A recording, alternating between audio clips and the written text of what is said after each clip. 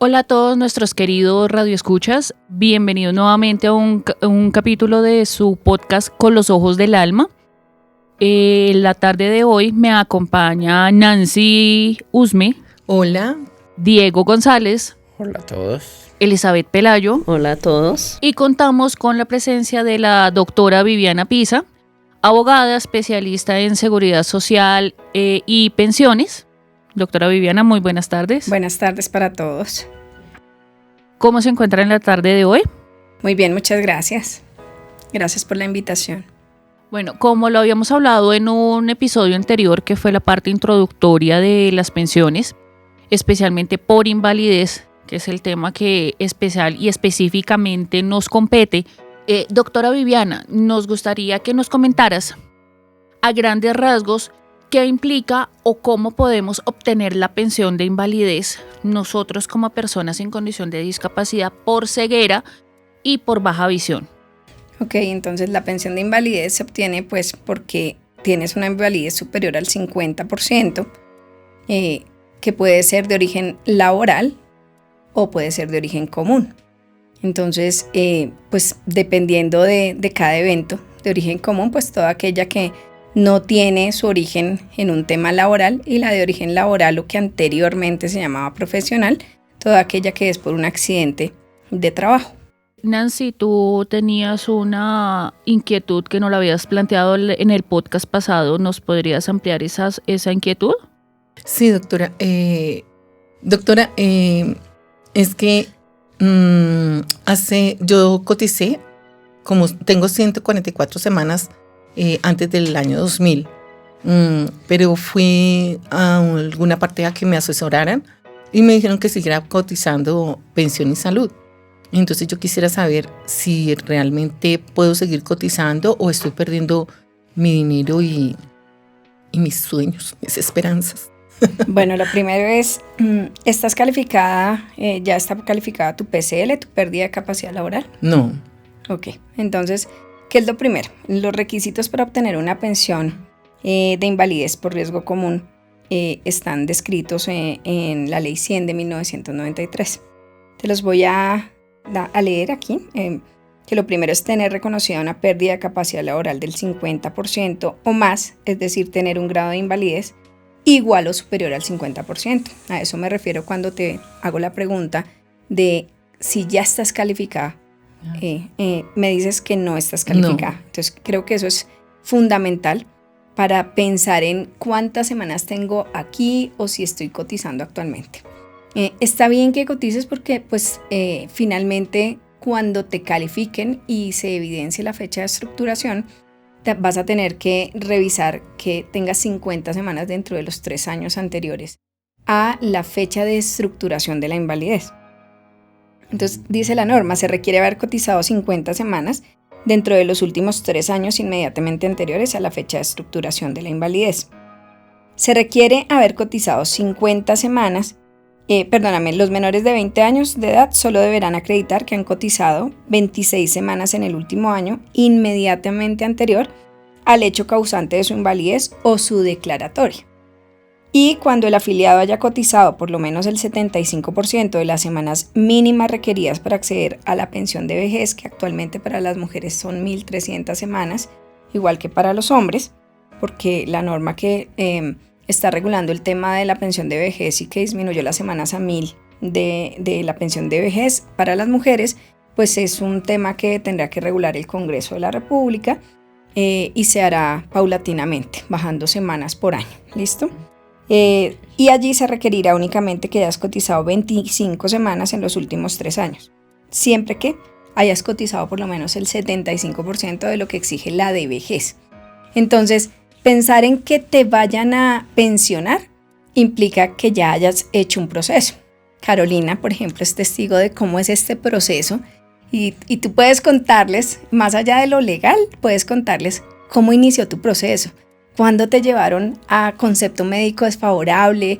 ¿Cuándo te dicen le vamos a calificar la PCL? ¿Qué entidades empezaron a calificarles? Cuéntales un poco lo engorroso que ha sido, porque es que es engorroso administrativamente, pero finalmente es un derecho que tiene toda persona que está inválida con una PCL superior al 50%. Realmente es bastante engorroso la parte administrativa que está manejando este país en cuanto a la parte de poder acceder iniciando a un dictamen o a una junta de discapacidad.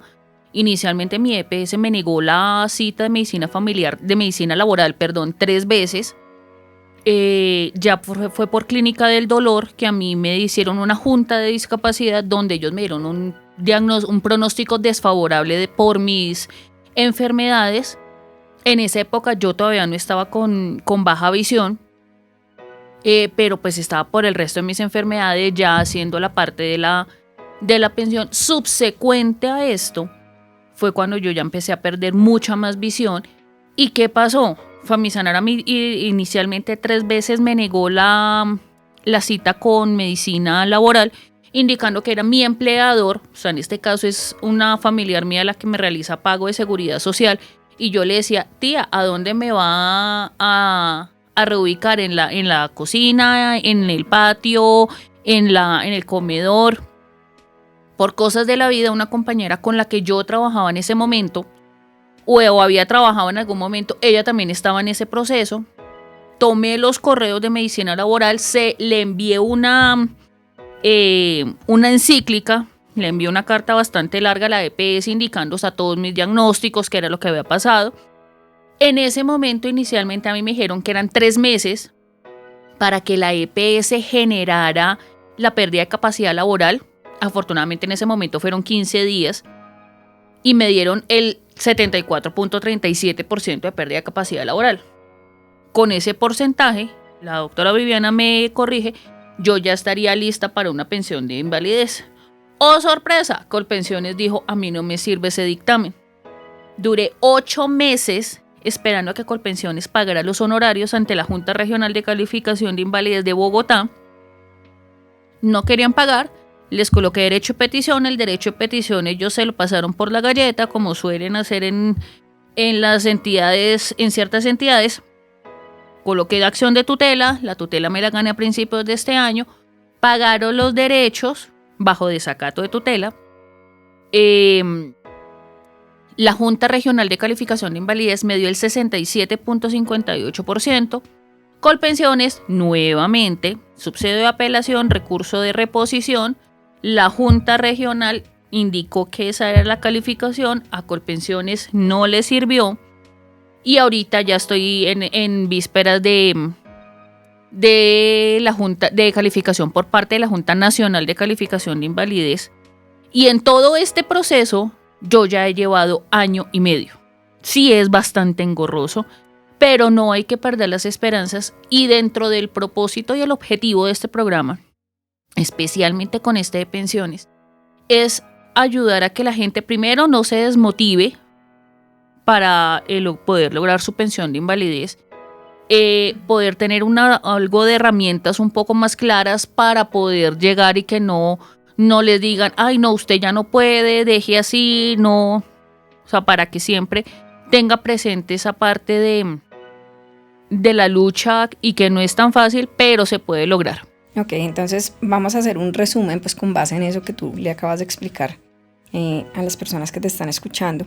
Entonces, ¿quién califica el estado de invalidez? La primera calificación la debe hacer la administradora colombiana de pensiones, Colpensiones, si yo estoy afiliada a Colpensiones. Uh-huh. De lo contrario, pues mi fondo pensional, que puede ser Colmutual, Porvenir, Colfondos o Protección. Son los únicos fondos privados que existen en este país. O sea, pasar una carta solicitando que me hagan esta... Que se califique la que PCL. Me califique. Pero entonces, ya les voy a explicar. Entonces, ¿quién más puede calificar? Pues mi EPS. Tal como tú lo indicas, te debe calificar la EPS. La EPS debe notificar al empleador. Sí. Si el empleador, obviamente a todos los involucrados, ¿no? Porque tanto al empleador como a la AFP, a todos aquellos a quienes les pueda afectar esa calificación. Entonces, una vez notificada el empleador, o si el que hizo la calificación fue directamente el fondo, notifica a la EPS, bueno, se notifican todos. Cualquiera de ellos, si no está de acuerdo con esa calificación, debe manifestar esa inconformidad dentro de los 10 días siguientes a la notificación de esa PCL. Y si definitivamente no están de acuerdo dentro de esos 10 días, eso se llama un recurso de reposición, ¿sí? Entonces, dentro de los 5 días siguientes, se debe enviar a la Junta Regional de Calificación de Invalidez. ¿Quién paga los honorarios de esa junta? Pues quien objetó, quien inició. El que pelea. Claro, el que recurre, el que radica el recurso, es quien debe cancelar los honorarios de la junta. Y si definitivamente, una vez calificado o reiterado o modificado por la Junta Regional, alguno no está de acuerdo, entonces de nuevo vamos en apelación a la Junta Nacional de Calificación de Invalidez, que es la última instancia, digámoslo así, en este proceso de calificación.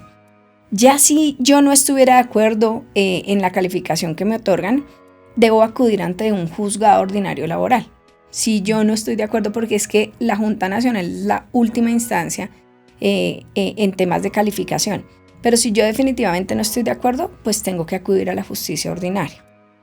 Entonces, en ese proceso es en el que tú estás en el último tramo, que es ante la Junta Nacional, para que ya procedan a otorgarte la pensión. Entonces, si en cualquier caso es superior al 50%, pues ahí ya puedes solicitar ante tu entidad en la que te encuentras afiliada a pensiones. Por eso te digo, fondo privado, fondo o el instituto, Colpensiones, perdón. Pues solicitarías ya tu pensión ante esa entidad, siempre que sea superior al 50%. Eso te iba a preguntar, en dado caso que la Junta Nacional, listo, a mí me dé el dictamen, y si Colpensiones sigue objetando esa calificación, yo ya puedo solicitar. Este es el último tramo, ya no hay más objeciones. Por lo general, quien va ante un juzgado ordinario laboral es la persona que se encuentra con el estado de invalidez. Las entidades es muy raro pues que vayan ante un juzgado, ellas simplemente acatan ya lo que dice la Junta Nacional. Entonces ya presentas tu documentación con tu calificación y ya Colpensiones o la entidad, en este caso Colpensiones, porque me dices que estás afiliada a Colpensiones, pues es la entidad que debe entrar a pensionarte por invalidez. Doctora, yo quería hacerte una preguntita. Pues primero que todo, como dice Carolina, pues para las personas que nos escuchan y nos ven, pues no dejarse frustrar por el hecho de no poder alcanzar pues este beneficio, ¿no? Y yo quería preguntar algo. Lo que pasa es que Nancy dice que ella está cotizando desde el año pasado, pero ella desde este momento pudiese hacer su proceso para sacar su PCL antes de digamos ya completar las semanas, o tiene que completar las semanas para empezar su proceso. No, pues te doy un ejemplo. Es como si yo hoy tuviera un accidente y Dios no lo quiera quedó cuadripléjico. Pues de inmediato inicio mi proceso, porque puede que apenas haya empezado a cotizar hace 3 años, pero si dentro de estos 3 años tengo mis 50 semanas y tuve el accidente que me generó la invalidez, pues de inmediato puedo solicitar mi calificación de PCL. O sea, yo no necesito esperar a tener semanas cotizadas más que las 50 semanas anteriores a la fecha de estructuración. Ahora, ¿qué ocurre? Existe una sentencia de unificación de la Corte Constitucional, la SU 38-2023, que me dice que a toda aquella persona que se encuentra en estado de invalidez se les aplica la condición más beneficiosa. ¿En cuanto a qué? A la norma más beneficiosa, ¿sí? Entonces, si yo no estaba, hay casos, por ejemplo, una persona que en el 2006 cotizó desde el 2006 hasta el 2009, y en el 2013 o 2015 tuvo un accidente cerebrovascular. Lo que le dice el fondo es, un momentico, pero es que usted no cotizó los últimos 3 años, cotizó antes. Entonces, ¿qué le ha dicho la Corte Constitucional a las entidades?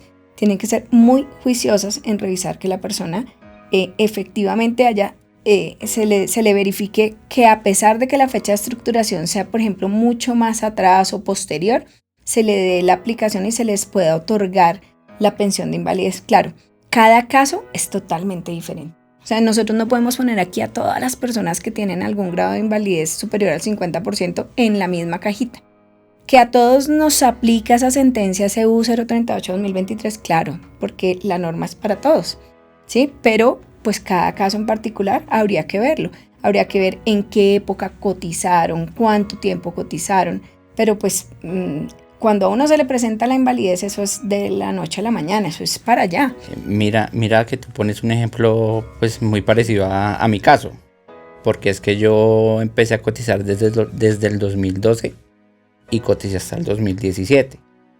Entonces pues lo que yo te entiendo es que si yo, o sea, estamos en el 2023, yo tuve que haber cotizado mínimo hasta el 2020 para poder acceder al beneficio de pensión por invalidez, ¿sí? O sea, en este momento a mí me tocaría, digamos, iniciar un proceso como el que está haciendo Nancy, de cotizar nuevamente un año, ¿sí? Las 50 semanas, para poder acceder a la pensión por invalidez. ¿Cuándo te calificaron la PCL? No, yo estoy en ese proceso también. Yo llevo un mes, creo, un mes y medio por mucho. ¿Cuándo perdiste tu visión? Yo perdí mi visión en el 2017, un año después de dejar de cotizar. Ok, entonces aquí reitero el tema acerca de la fecha de estructuración de la PCL. Entonces cuando a mí me califican, ¿qué es esa calificación? Me da un porcentaje, ¿cierto? Para la invalidez. Y la fecha de estructuración me dice cuándo inició esa invalidez.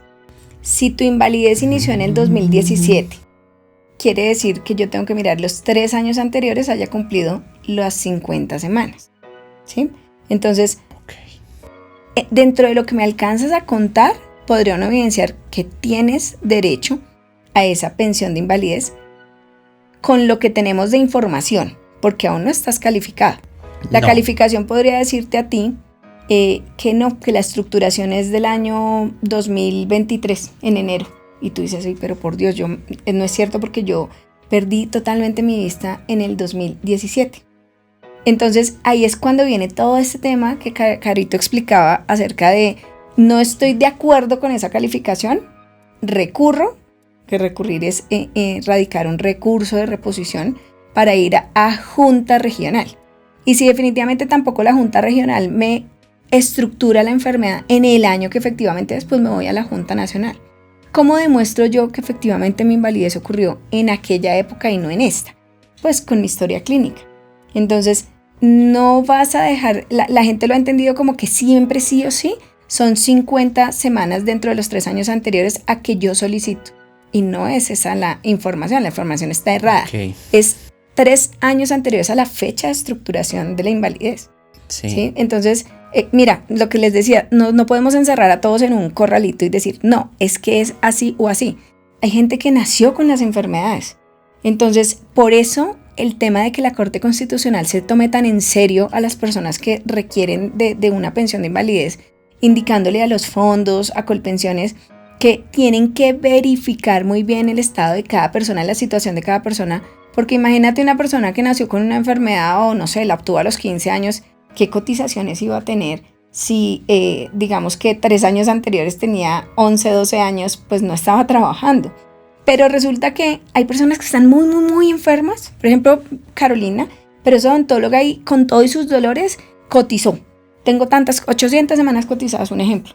Entonces, personas que muy enfermas, los fondos les han dicho, ay no, pero yo no, si usted cotizó las 800, recién se retiró de trabajar, pero es que a usted se le estructuró la enfermedad cuando tenía 15 años. Entonces, lo que la Corte les ha dicho es, no señor, un momentico, le aplica la norma más beneficiosa, y le cubre la pensión, pues teniendo en cuenta que efectivamente tiene esta invalidez que era anterior a que ella hubiera podido siquiera trabajar. Entonces, vuelvo y les digo, cada persona es una situación totalmente diferente. Entonces, sí o sí, pues van a tener que asesorarse a un abogado especialista en seguridad social, pues que realmente les pueda decir su caso efectivamente es este. ¿Y cómo llego yo a donde ese profesional del derecho? Pues con mi historia clínica, con todos los soportes pues de lo que necesite. Ahora, no siempre necesito ir a donde un abogado a pagarle.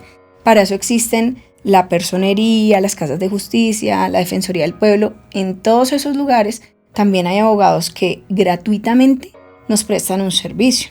Entonces, pues bueno, en últimas siempre es importante asesorarse, porque no se puede uno quedar con el tema del corrillo, ¿no? Lo que dijo aquel, lo que dijo mi amigo, lo que dijo... No, pues para eso hay personas que como las suscritas somos especialistas en derecho laboral, en seguridad social y en riesgos laborales, que podemos darles una luz un poco más clara y yo creo que más contundente que la que nos podemos dar entre todos, contándonos cosas que quizás no sabemos si son ciertas o no. Todos somos ignorantes en algún tema. Yo soy ignorante en temas de, no sé, de medicina, por ejemplo, de culinaria, porque no sé nada de esos temas. Pero habrán otras personas que me digan, un momentico, que yo en eso sí soy especialista. Cuando uno necesita de un médico, cuando uno necesita del odontólogo, cuando necesitas del contador, de cualquier rama, de cualquier profesión, perdón. Entonces siempre necesitaremos el uno del otro, siempre, en todos los eventos de la vida.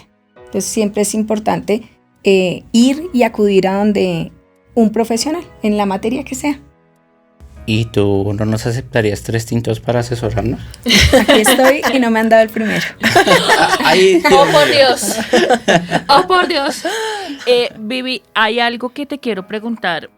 Y hay, o sea, muchas de las personas que están acá en el crack, que están en su proceso de reeducación, porque para mí es más una reeducación, porque no es una rehabilitación, porque ya nosotros no vamos a volver a ver como antes veíamos nosotros ahora, como bien lo dice el programa, vemos con los ojos del alma. Hay mucha gente que acá está desinformada y tenemos a un usuario que nos dice, mire, o sea, yo...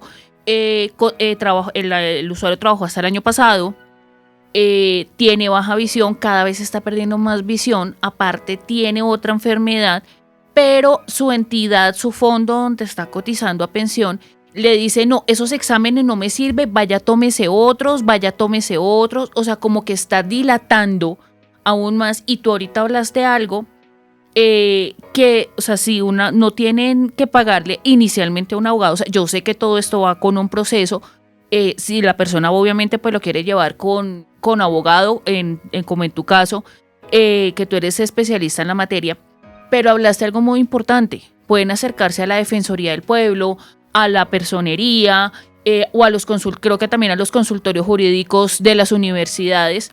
Y nuevamente pues yo hago el llamado, como lo hice en el podcast, en el episodio anterior, a los rectores de las universidades, y no sé cómo se le llama el coordinador del consultorio jurídico, que pueden hacer de pronto una campaña, oiga, venga, vamos al crack. Acá no tienen ni idea de la vulneración a los que están expuestos o que estamos expuestos, porque me incluyo, porque obviamente pues no soy abogada, yo soy odontóloga de profesión y pues lo poco que he aprendido de leyes ha sido en mi pregrado y mi posgrado. Y ahorita llevando este proceso que yo estoy llevando, la desinformación y la vulneración que han tenido o que hemos tenido acá los usuarios. Porque hay usuarios que dicen, no, mire, o sea, es que a mí el fondo de pensiones me dice, hágase este examen, y desafortunadamente los exámenes que a nosotros nos piden en oftalmología no son baratos. Son exámenes de 200, de 300,000 pesos. Y acá creo que el 90 o el 100% de las personas ya no trabajamos. ¿Cómo vamos a solventar eso? Aquí hay varios temas, Carolina, y es, bueno, primero, si yo estoy trabajando y tengo una discapacidad que es importante, tengo estabilidad laboral reforzada. A mí no me pueden despedir sin autorización previa del Ministerio de Trabajo. Lamentablemente muchos empleadores aprovechan la ignorancia de las personas para decirle, vamos a hacer un contrato de transacción y vamos a terminar esto de mutuo acuerdo, le hago un pequeño pago como si fuera el pago de indemnización, pero esto lo vamos a hacer de mutuo acuerdo para que las personas renuncien de alguna forma, entre comillas, porque no es renuncia, según eso es una renuncia voluntaria, pero realmente es un despido. Y la persona está recibiendo un dinero que pues no se compadece con todos los gastos que genera cualquier tipo de enfermedad que ocasione una invalidez. Y pues claro, no estando calificados para muchos empleadores, es muy fácil hacer esa transacción con las personas. Entonces es importante que sepan que si yo estoy incapacitada y tengo problemas de salud, mientras mi empleador esté enterado, no me puede despedir porque existe la estabilidad laboral reforzada. Para sus efectos y para que sea una garantía real, existe la acción de tutela, que siempre podrá radicarse sin necesidad de un abogado. Es muy fácil descargar un modelo en Google y revisar, pues son muy sencillas de radicar. Uno no necesita pues unos fundamentos de derecho y conocer de derecho, porque finalmente quien va a garantizar los derechos es el juez constitucional y él es quien conoce las normas. Entonces yo simplemente le radico diciéndole: me ocurre esto, radico mis pruebas, mis soportes, mis historias clínicas, todo lo que tengo, y le digo: y necesito esto, señor juez constitucional. Entonces eso por un lado, ¿no?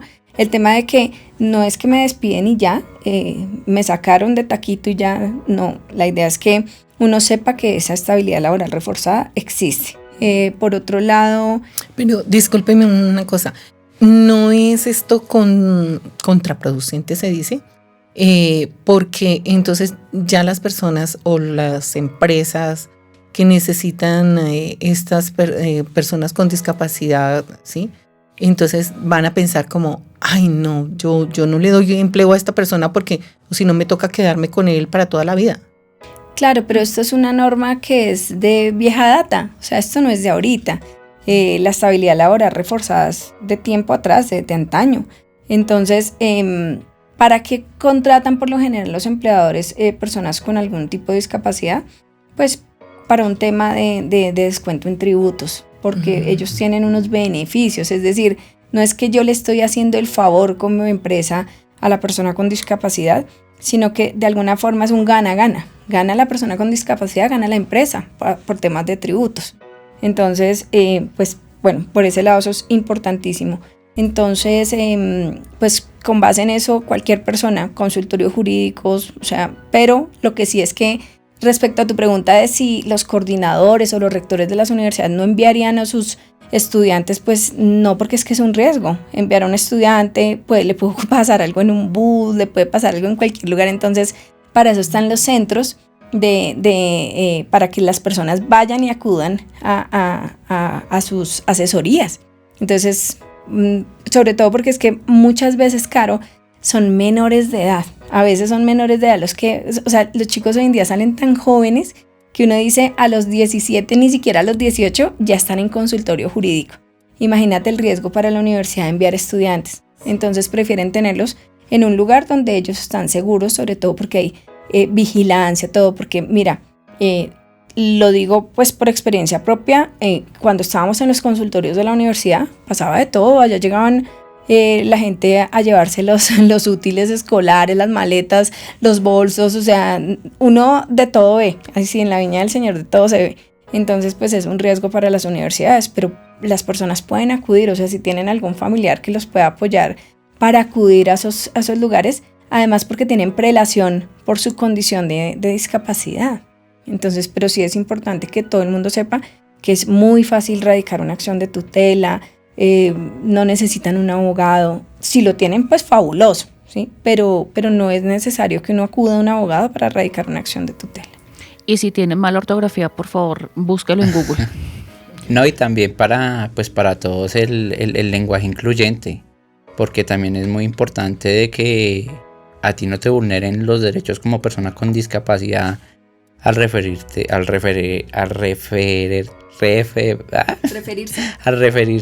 hacia nosotros como personas discapacitadas, porque es que nosotros no somos discapacitados y no es el mocho, no es el sordo ciego, no es el retrasado, ¿sí?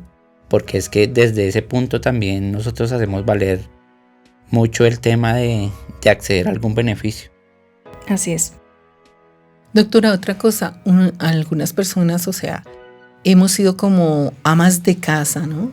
Y hemos tenido ese problema de visión y como que no poníamos atención, ¿no? Y pues no trabajamos en una empresa como para cotizar. Nunca hemos cotizado ni nada de esto, pero pues tenemos la enfermedad y de repente hemos quedado ciegos. En el caso de Elizabeth, y nunca jamás cotizó, pero tiene ya la discapacidad, o sea, de un año para otro ya es totalmente invidente. ¿Tiene algo que hacer ahí o definitivamente no puede pensionarse por ningún motivo? No, lamentablemente pues la pensión, como su nombre lo indica, la otorga una entidad a la que has cotizado. Si no cotizó ninguna entidad, pues es imposible. Lo que ocurre es que si el Estado está en la obligación de garantizarle a ella sus derechos a la salud. Digamos que al mínimo vital, pues habría que ver temas de auxilios que el gobierno pueda otorgarle a las personas con algún tipo de discapacidad. Pero realmente a lo que está obligado el gobierno es a través de el sistema de salud subsidiado, entregar pues todas las ayudas que tengan que ver con medicamentos, con, no sé, por ejemplo, quienes necesitan un enfermero, una enfermera, todas esas ayudas y temas asistenciales o económicos, siempre y cuando sean con ocasión de incapacidades, pero cuando yo estoy trabajando, ¿sí? Entonces, lo que van a tener de parte del gobierno es sus medicamentos, sus revisiones con los especialistas y demás. No sé si de pronto necesitan hospitalización, cualquier tema que sea de carácter asistencial, pero no económico si yo no he cotizado, si no estoy a través de un empleador o si no he sido, por ejemplo, como independiente, continúo cotizando y ellos me garanticen el pago de las incapacidades. Entonces, por el lado del gobierno, habría que ver si de pronto algún tipo de subsidio, pero por temas pensionales no va a ser posible que se obtenga. Viviana, en los casos que una persona haya cotizado, por decir hasta hace 2 años, quedó sin trabajo, su situación económica cambió drásticamente, pasó a ser régimen subsidiado, ¿tiene la validez lo que cotizó antes de ser subsidiado? Claro, lo que yo le decía, ¿me recuerdas tu nombre? Diego. Lo que yo le decía a Diego es que él me dice, no, yo ahorita estoy pensando en volver a cotizar porque mi estructuración muy seguramente va a ser en el 2017. Pues no tendría que volver a cotizar porque sus semanas de aquella época son las que le van a garantizar la pensión. Entonces no tendría que estar pensando en cotizar de nuevo. Diferente si yo de pronto sé que hace apenas un año inició todo este proceso y voy a ver si alcanzo, por ejemplo, a mirar temas de pensión de vejez porque solo me faltan 50 semanas, 100, si no logro la de invalidez, ¿sí? Pero pensar ahorita en ponerse a cotizar cuando no tienen una calificación de PCL y ellos son, digamos, conocedores de en qué época perdieron su vista totalmente o cuando inició parcialmente la pérdida hasta llegar el momento que están hoy, pues es muy difícil pensar en pensionarse cuando no he sido calificada. Entonces eso es como en el caso de Nancy, o sea que Nancy como en el todavía caso no ha de sido Nancy. calificada. Nancy no ha sido calificada. ¿Tú cotizaste en qué época, Nancy? Yo coticé antes del 2000. En el 2000 empezó una rosácea severa, quedé en embarazo y entonces la rosácea se comió la córnea de mis ojos. No pudieron hacer nada porque estaba en embarazo. Ya cuando salí del embarazo, entonces me han hecho varios trasplantes de córnea a medida pues, de los años, pues, o sea, ha sido progresivo. Luego tuve un desprendimiento de retina del ojo derecho y me hicieron muchísimas operaciones y ya perdí el ojo derecho. Luego también se desprendió la retina del ojo izquierdo y de repente se subió la presión y... Ok, ¿la rosácea inició cuándo? En el año 2000. ¿Y cotizaste hasta cuándo? Antes del 2000. Antes es más o menos fechas. Sí, no recuerdo. ¿No te acuerdas? Porque habría que ver del 97 al 2000 si ella tiene las 50 semanas cotizadas en esos 3 años. Por eso cuando yo les digo, si ahorita está cotizando y de pronto les dicen la fecha de estructuración fue en el año 2000, pero usted está cotizando posterior, los fondos, ellos por lo general niegan las pensiones. Entonces, con base en esas negativas que pues la Corte Constitucional ha determinado la condición más beneficiosa, eso es que le apliquen a uno la norma que sea más beneficiosa, independientemente de que se me haya estructurado hoy la enfermedad y yo haya cotizado mucho más antes. Entonces hay que mirar la norma respecto de cada persona. Entonces mal haría uno en decirles, no, es que todo el mundo tiene derecho. No, hay que revisar tema por tema, persona por persona, siempre teniendo en cuenta la fecha de estructuración y la PCL. Porque si yo tengo una fecha de estructuración que perfectamente está bien por los 3 años, pero no tengo la PCL del 50% en adelante, pues no voy a pensionarme, definitivamente no. Hace parte de los requisitos. Doctora, y en ese caso, o sea, yo creo que mi calificación de PCL cuando a mí me inició la discapacidad iba a ser muy diferente al día de hoy. Y pues yo creo que hoy en día, pues yo la verdad me he empoderado pues de muchos temas y pues de muchas cosas en mi día a día. Y pues tú dices que la calificación que te tienen que dar a ti para acceder al beneficio es del más de 50%. Ujú.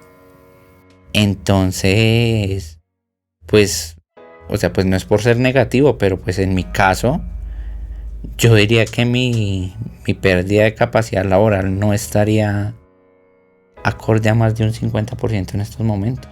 Yo te diría lo contrario, que una persona que no puede ver perdió total su capacidad laboral.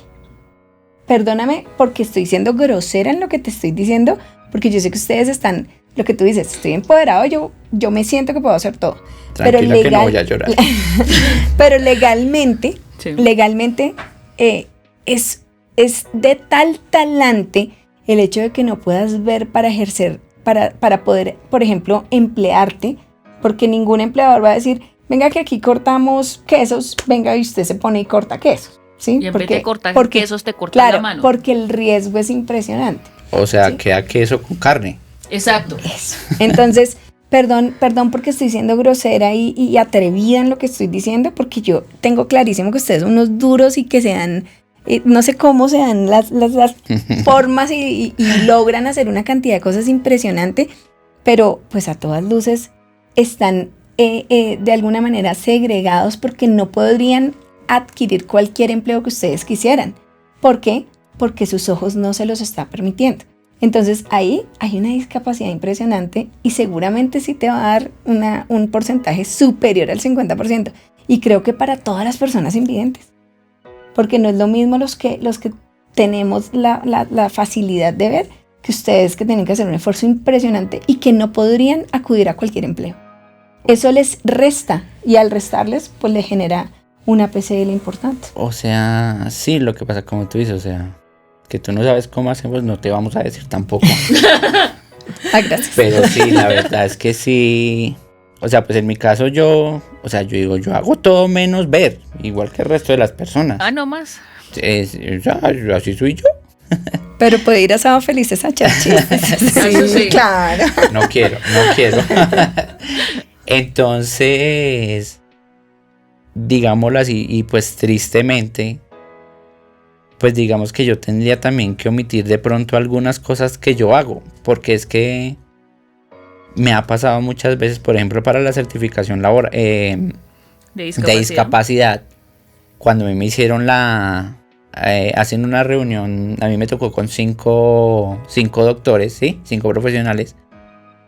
Y pues la certificación de discapacidad, pues ese porcentaje, pues la verdad no es que diga mucho tampoco y pues no sirva para mucho. Pero realmente lo que le preguntan es, ¿se puede vestir? ¿Come solo? ¿Se peina solo? Exactamente. Entonces pues ellos sí. a uno le dan una calificación. O sea, entre más bajita, digamos lo que sería lo contrario a que uno necesitara una calificación alta. ¿Sí? Entonces ellos a mí me dieron una calificación de 17% porque pues yo me vestía solo, yo comía solo, yo me bañaba solo, me cepillo solo, o sea, cosas como muy, o sea, digo yo, Muy del común. exactamente, y pues que a Dios gracias, yo las hago, ¿sí?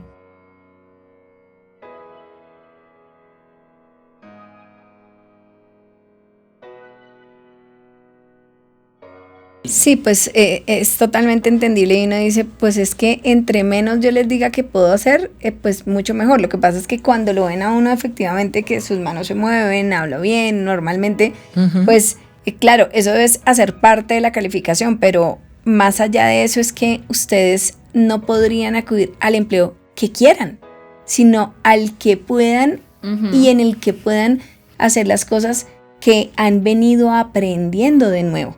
Entonces, estoy segura que si te dicen, listo, hay un contrato para manejar buses del CIP, pues no vas a poder acudir. Diego sale a manejar el CIP con la puñaleta ahí en la mano. Sí. Sí, entonces es complicado. Claro, entre menos uno les pudiera decir qué puede hacer solo, pero ¿para qué es esa información de qué puedes o no puedes hacer solo? La invalidez tiene unos grados y hay una que se llama gran invalidez, que es aquella en la que tú necesitas de un tercero para que te ayuden a bañar, a moverte, a hacer absolutamente todo. Ustedes tienen unas facultades impresionantes porque son asombrosos en el hecho de que hacen tantas cosas solos, que si se suben al bus, que yo veo gente en la calle que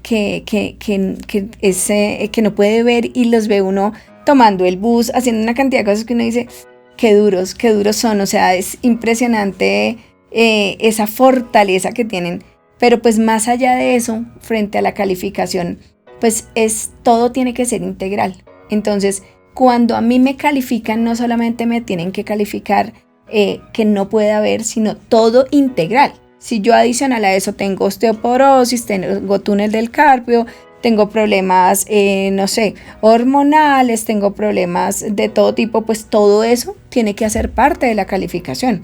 Y yo creo, claro, que tú eso lo tienes claro porque a ti te tuvieron que haber hecho una calificación integral de todas las enfermedades que tienes actualmente. Inicialmente la EPS solamente me calificó con los 5 diagnósticos que yo tenía en ese momento, y ahorita la Junta Regional sí integró todos los diagnósticos, pero le dio más validez a la parte de mis ojos, o sea, la parte de mi baja visión. Sí, pero más allá de eso, todo suma en esa calificación integral. Entonces, pues digamos que aquí mal haríamos en ponernos a pensar, es que yo creo que a mí no me van a dar, hay que ir a la calificación y con base en eso pues ya uno va tomando determinaciones y verificando si realmente tengo acceso o no. Entonces aquí la idea no es presumir qué va a ocurrir, como decía un jefe que yo tenía, no se preocupe, ocúpese. Entonces hay que tomarlas el toro por los cuernos, dicen por ahí, y hay que empezar a hacer, porque no nos podemos quedar sin ejecutar labores. Aquí tenemos el audio de un usuario del crack que está teniendo inconvenientes o tiene dudas acerca de su proceso pensional. Hola, buenos días. Mi nombre es Julio César Gómez. Le comento mi caso. Hace un año estoy luchando por la pensión por invalidez. Ya les he pasado varios exámenes a Colpensiones. Primero me dijeron que no les servía, que necesitaban unos más especializados. Ya se los volví a mandar. Estoy esperando la respuesta de la junta médica de ellos por invalidez. Se supone que a partir del 17 de julio ya tengo una respuesta. El temor mío es que me sigan tomando del pelo, como se dice, y me sigan poniendo trabas. En este momento mi discapacidad visual, soy de baja visión, pero yo cada día estoy perdiendo más la vista y tengo un problema en las manos, en ambas manos, de túnel del carpio y tendinitis. Los dolores son inmensos y tomo una droga que me mantiene totalmente mareado. En este momento estoy de cuidador de mi papá, una persona mayor de 90 años. Me toca estar con él porque pues en el momento no hay quien se haga responsable de él y me toca vivir de la pensión de él porque, como les digo, yo ya no puedo trabajar, no puedo ni salir. Entonces necesito a alguien que me ayude, que no sé si se puede, alguien que se interese en mi caso, para que me den como una guía de qué tengo que hacer si Colpensiones me sigue tomando el pelo, porque la verdad estoy preocupado. Yo económicamente no tengo dónde coger. Vivo donde una hermana, en un apartamento de una hermana. Yo no tengo nada. Yo trabajé hasta el año pasado, pero debido a la discapacidad visual me retiré en el mes de febrero del año pasado y el problema de las manos me comenzó en el mes de junio. Con este problema ya llevo un año. y ya los médicos me dicen pues que ya no hay nada que hacer, que hay una cirugía, pero eso no me va a remediar en nada, eso es como para calmar los dolores, pero la verdad yo ni me la pienso hacer porque eso es un dolor más para mí y eso no me va a mejorar en nada, eso queda uno en la misma cuestión, ya esa droga es de por vida. Se me olvidaba comentarles, pues como les digo, mi situación económica es totalmente precaria, me toca vivir con esta pensión de mi papá y yo vivo aquí en Ciudad Verde, esto es aquí, el coste de vida es altísimo, pues mi familia me colabora, pero eso no me ayuda en nada. Yo como persona pues no tengo ni cómo salir a la calle, ni de dónde depender, entonces mentalmente ya también me estoy como enloqueciendo porque la situación cada día es peor. Yo necesito quedar pensionado. Yo creo que yo les coticé 900 semanas tengo cotizadas. Entonces, para mí es vital esa pensión en este momento y que no me sigan poniendo trampas y problemas porque ya llevo un año peleando con ellos y la situación mía cada día es peor. Entonces, sobre todo por lo económico porque mi papá está muy enfermo y él hay que llevarlo al médico, me toca costearle Uber, entonces muchas veces esa pensión de él no nos alcanza. Gracias. Listo, entonces, bueno, para responderle a don Julio, que es importante, exámenes y demás que pues a uno le exige Colpensiones o cualquier entidad pensional, se los hace su EPS o en caso de que no tenga EPS, no esté afiliado al régimen contributivo, pues el SISBEN, que es el régimen subsidiado. ¿Qué entidades lo pueden ayudar? Pues la personería, la defensoría, las casas de justicia, los consultorios jurídicos, todas esas entidades pues le podrían a él servir de apoyo, más aún teniendo en cuenta que él está manifestando que no tiene los recursos económicos pues para acudir a buscar apoyo quizás profesional que le vaya a hacer pues obviamente cobro de honorarios y demás. Entonces esas entidades le pueden apoyar a él en lo que requiera, pero lo primero es pues contar con esa calificación de PCL. Lo que les he venido diciendo, para que a mí me puedan pensionar, tengo que tener una calificación superior al 50%, y tener revisado el tema de la fecha de estructuración de esa discapacidad que me están calificando.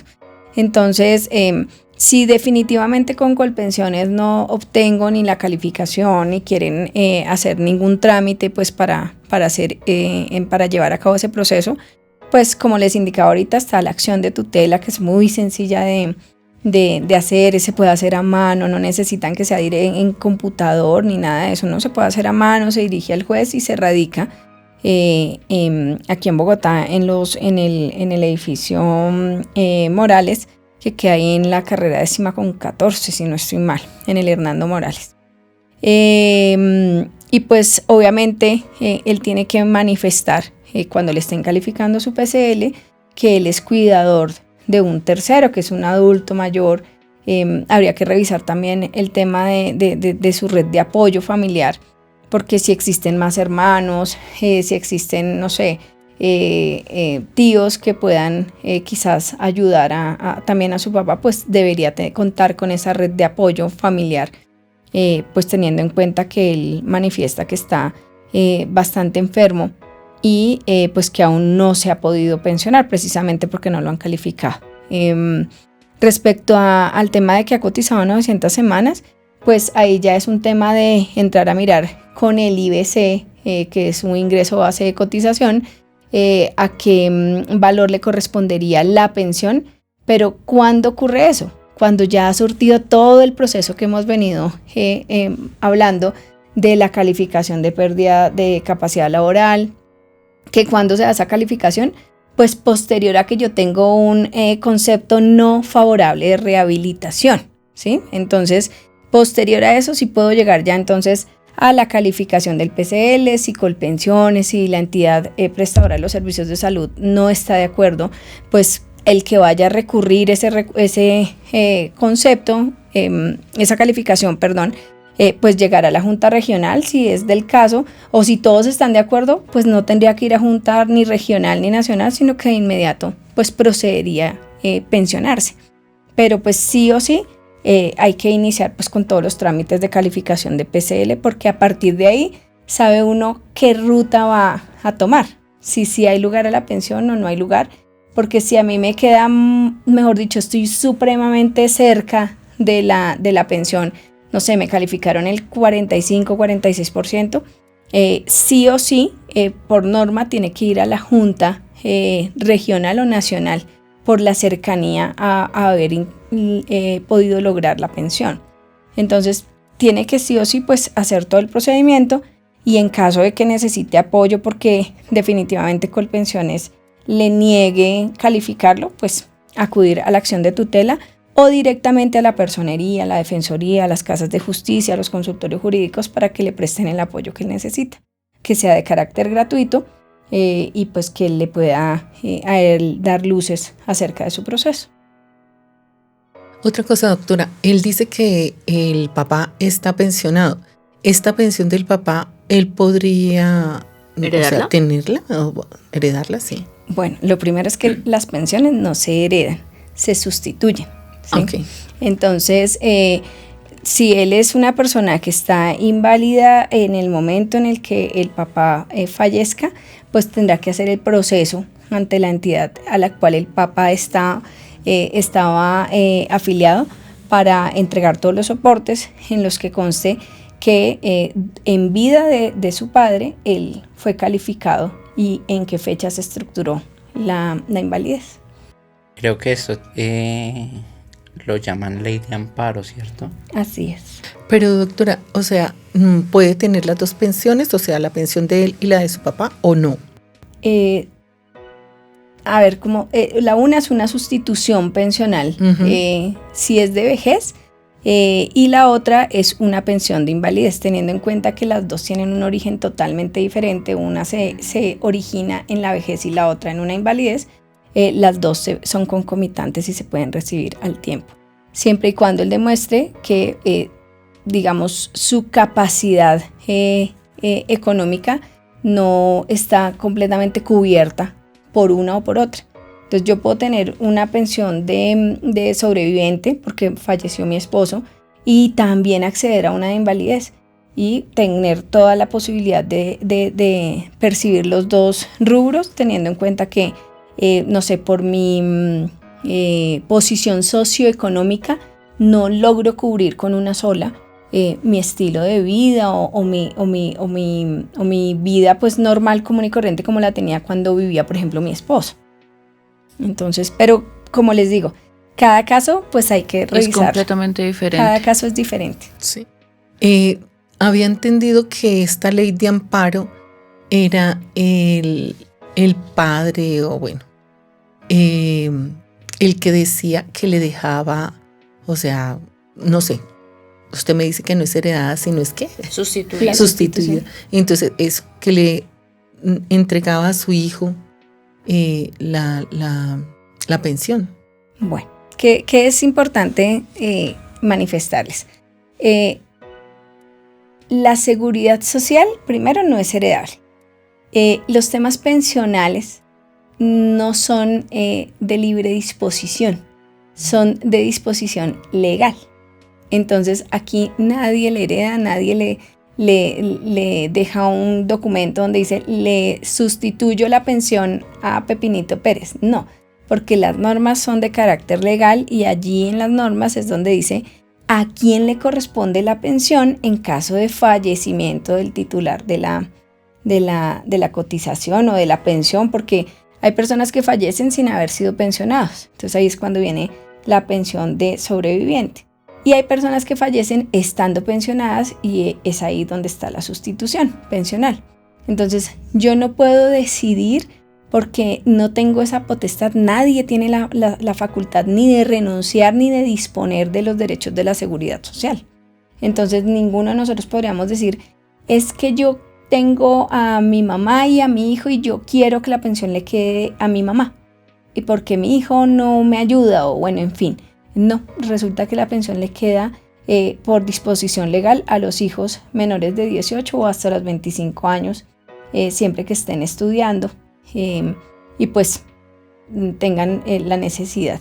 Entonces, al no ser disponibles, pues ninguno puede decidir a quién le deja o no le deja, o si se puede dejar. Por ejemplo, yo puedo tener un hijo de 30 años y decir, no, es que quiero que le que la pensión la tenga mi hijo cuando yo fallezca. Si ya tiene más de 25 años y no estudia, pues legalmente no tiene derecho.